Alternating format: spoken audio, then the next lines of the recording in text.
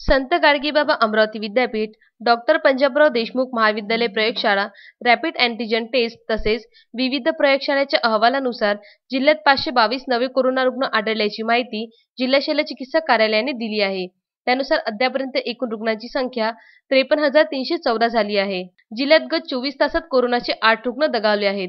त्यामध्ये एर्ला अमरावती येथील 40 वर्षीय पुरुष यांचे जिल्हा कोविड रुग्णालय, वरुड येथील 61 वर्षीय पुरुष यांचे जिल्हा कोविड रुग्णालय, नेर पिंगळई मोर्शी येथील 55 वर्षीय पुरुष यांचे पीडीएमसी रुग्णालय, गाडगेनगर अमरावती येथील 65 वर्षीय पुरुष यांचे पीडीएमसी रुग्णालय, होळी चौक धारणी येथील 85 वर्षीय पुरुष यांचे जिल्हा कोविड रुग्णालय, आहुरी चांदूर रेल्वे येथील 60 वर्षीय पुरुष यांचे जिल्हा कोविड रुग्णालय, मांडवा चांदूर रेल्वे येथील 6 महिन्याच्या बालिकेचं बेस्ट रुग्णालय, खापरा मोर्शी येथील 60 वर्षीय पुरुष यांचा जिल्हा कोविड रुग्णालयात उपचारादरम्यान मृत्यू झाला. जिल्ह्यात मयत कोरोनाबाधितांची संख्या 726 वर पोहोचली आहे. Vidarbha news bureau, Amravati.